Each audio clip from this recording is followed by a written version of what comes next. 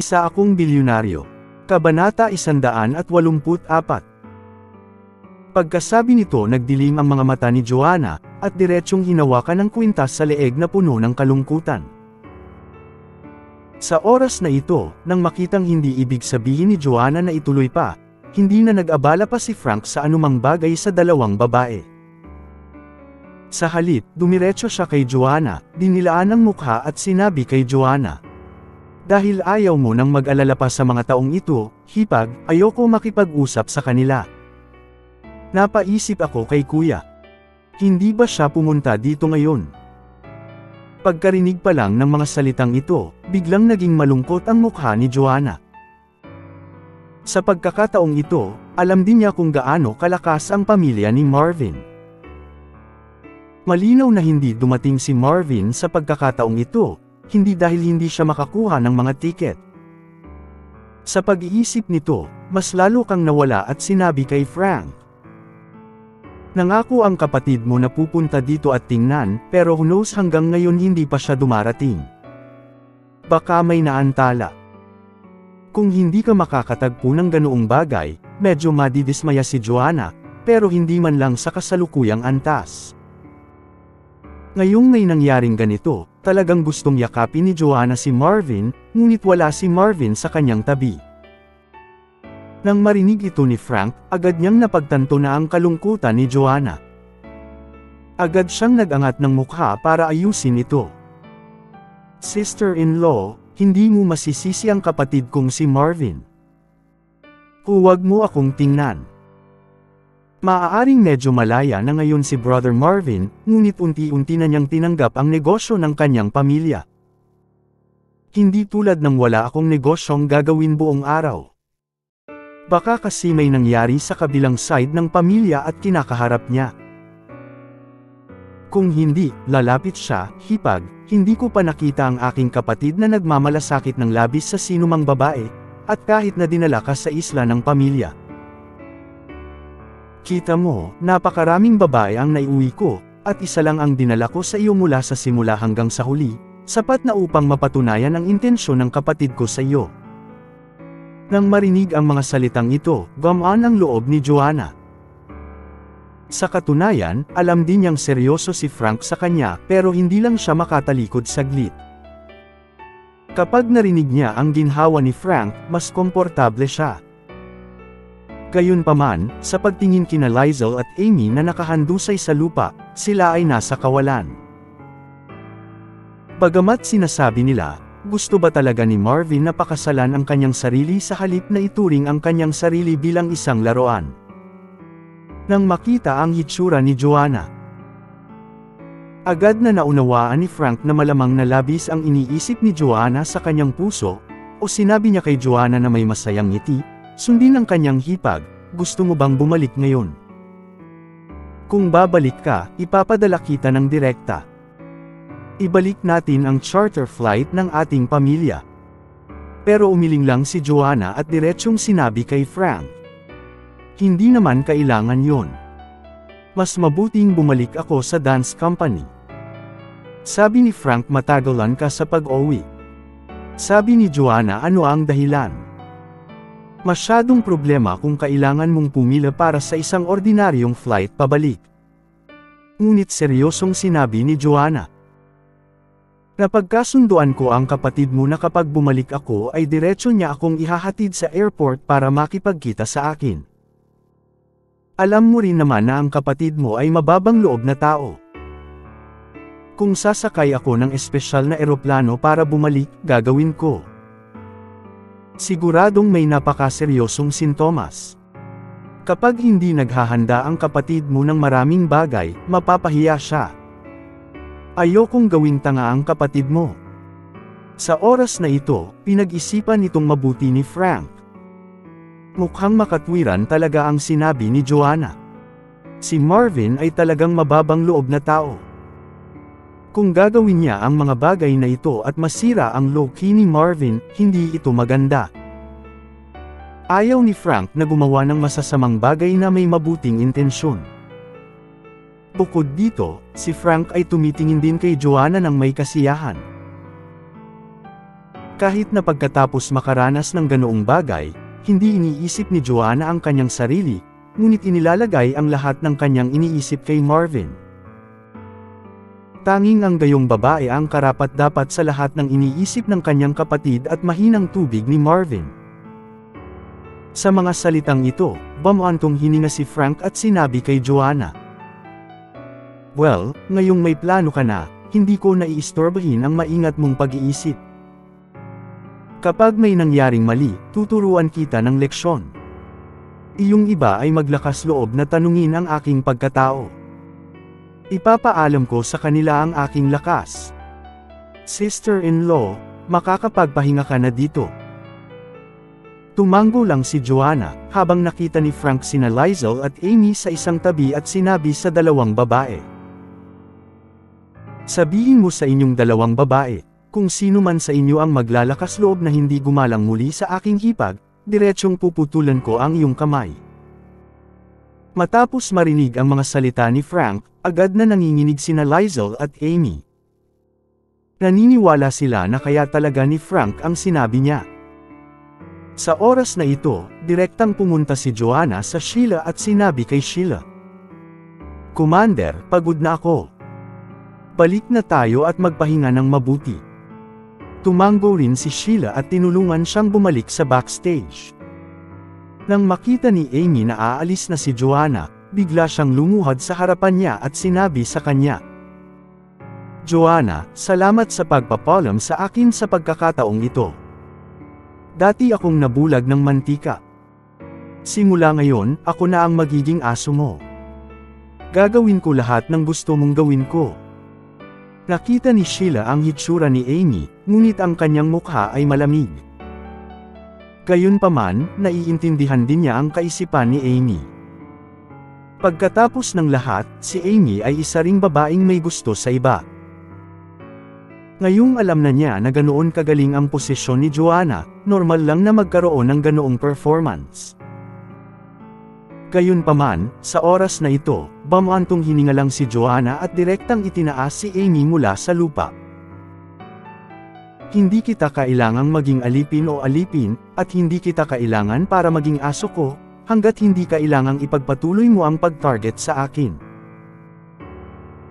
Pagkatapos sabihin ito, nagpatuloy sina Joanna at Sheila sa paglalakad sa backstage, ngunit nang marinig ito ni Amy, tumango pa rin siya at yumuko sa likod nila, tulad ng isang tunay na katulong. Pagdating ng tatlo sa backstage, agad na lumapit ang mga miyembro ng grupo, tumingin sa tatlo at gulat na sinabi, "Well, anong nangyari sa'yo ngayon lang? Nandito na tayo. May maririnig lang tayong hindi maayos na tunog, pero hindi natin alam kung anong nangyari. Parang may dumating na young master at nagsimulang bumugbog ng mga tao. Anong problema? Hindi maganda ang kanilang geographical na lokasyon. Nakikita na lang nila ang isang grupo ng mga tao na nagkukumpulan at hindi alam kung ano ang nangyari." Nang makita ni Shirel ang peklat sa mukha ni Amy, medyo nagulat din siya at sinabing, "Amy, anong problema sa mukha mo? Ano ang hitsura mo, may nangbagbag ba sa iyo?" Salamat sa mga sumusubaybay. Paki-like and subscribe naman. Kabanata 185. Nang makita pa lamang ang sitwasyong ito, si Karen, na nakatayo sa isang tabi, ay biglang nagsabi sa kakaibang boses, "Ano ba? Siguradong binugbog ka ni Joanna. Ikaw Joanna na nanggaling sa kanayunan, tiyak na pinigilan mo ang kanyang pagkamuhi sa atin. Kunin mo ang pagkakataon ngayon para guluhin ang mukha ng pinsan ko. Sa ganitong paraan, pinsan ko, hindi makapagtanghal sa entablado. Maaari mo bang itago siya sa ating regiment?" Ngunit sa sandaling matapos ang mga salita ni Karen, hindi sila sumagot, ngunit nakita nila ang isang babaeng nagmamadali at sinasampal si Karen sa mukha. Nagulat si Karen. Akala niya ang bumugbog sa kanya ay ang pinuno. Gusto lang niyang sundan ang pinuno at sumigaw ng ilang salita, ngunit nang imulat niya ang kanyang mga mata. Nang makita ko ang taong nakatayo sa kanyang harapan, nagulat siya at sinabi, pinsan. At ang mga tao ay tumingin din kay Amy na may pagtataka. Hindi talaga nila maintindihan kung bakit ginawa ni Amy ang ganoong bagay. Sa oras na ito, malamig na sinabi ni Amy kay Karen. Sinasabi ko sa iyo, simula ngayon, kung maglakas loob kang magpakita ng kawalang galang kay Joanna, babasagin ko ang mukha mo at ang bibig mo. Si Karen ay ganap na nagulo, ngunit siya ay nagsasalita para sa kanyang pinsan, bakit ang pinsan ay hindi lamang walang utang na loob, ngunit galit din. Wala ba siyang tight for that kay Joanna kanina? Bilang isang resulta, ito ay ang maling paraan upang protektahan si Joanna ngayon. Sa oras na ito nakita ni Sheila ang ganoong sitwasyon at mabilis na sinabi sa lahat. Okay, ngayon bumalik tayo ng mabilis. Kung may nangyaring ganito, tinatayang hindi na matutuloy ang party, at hindi na kami makakapag-perform. Bumalik na tayo sa hotel at magpahinga. Sa tingin ko ay hindi na makabuluhan ang pananatili natin dito. Mag-book na tayo ng air tickets ng mas maaga at bumalik. Naiintindihan ni Sheila na mayroon na silang Joanna sa rehimiento. Kung gusto nilang sumikat, yun ang sabi ni Joanna. Ngunit hindi ngayon ang oras para pag-usapan ito. Mas mabuting pag-usapan muna ang mga bagay na ito. Di nagtagal, inanunsyo na rin ng staff ng party ang pagtatapos ng party, at agad namang nagreklamo ang mga taong nasa backstage. Ngunit walang paraan, maaari lamang sumunod ng magkasama upang bumalik sa hotel. Napapikit ang tatlong tao sa nangyari sa party, at hindi alam ng iba ang nangyari. Pagkabalik sa hotel, diretsyong bumalik si Joanna sa kanyang silid, nakahiga sa kama, hinawakan ang kwintas sa kanyang kamay, ngunit ang kanyang isip ay puno ng imahinasyon. Dahil ba talaga si Marvin sa isang bagay? Isipin mo dito, medyo busot si Joanna, nag-alinlangan siya kung tatawagan si Marvin, tanungin si Marvin kung ano ang nangyari. Sa oras na ito, sa panig ni Marvin, kararating lang niya sa pinangyarihan. Nakatanggap lang siya ng balita mula kay Julie na natagpuan ni Kuya Gerald ang taong Sam Iris sa kanyang eksena. Ngunit ang taong sumisira sa pag-amin ni Kuya Gerald noong mga oras na iyon ay si Marvin, ibig sabihin ay maling tao ang natagpuan ni Kuya Gerald. Kaya nagmamadaling pumunta si Marvin dito at naiwan pa ang eroplano para makita ang performance ni Joanna. Hindi niya hahayaang magdusa ang iba para sa kanya. Bumaba si Marvin sa kotse at naghagis ng ilang daang dolyar sa driver. Pagkatapos ay tumulak siya ng diretso patungo sa grupo ng mga tao. Gayunpaman, bago gumawa ng dalawang hakbang si Marvin, bigla niyang naramdaman na ang kanyang kamay ay hinawakan ng iba. Sa pagbabalik tanaw, nalaman niyang ang humawak sa kanya ay si Julie. Sa oras na ito, sinabi ni Julie kay Marvin na may kaba at nagsusumamong mukha. Don't go there. Hindi mo alam kung gaano kalupit ang mga taong ito. Masyado kang delikado dati. Sa oras na ito, sumimangot si Marvin at tinanong si Julie. Maaari mo bang sabihin sa akin kung ano ang nangyayari? Sa oras na ito, ipinaliwanag ni Julie kay Marvin. Hinahanap na pala ni Kuya Gerald si Marvin pero naayos na ang driver kasama si Marvin. Upang mabayaran ang kotse ng driver, binigyan ni Adrian ang driver ng $1,000,000 at hiniling sa kanya na ihinto ang negosyong ito at gumawa ng iba pang mga bagay. At tuwang-tuwa ang tsuper na nakakuha ng napakaraming pera, kaya't isinama niya ang kanyang pamilya sa paglalakbay, at saglit na hindi niya mahanap ang driver. Gayunpaman, pagkaraan ng mahabang panahon, medyo nagalit din si Kuya Gerald kaya't hiniling niya sa kanyang mga nakababatang kapatid na mag-set up ng isang military order, upang mahanap ng mga taong ito si Marvin sa loob ng takdang panahon.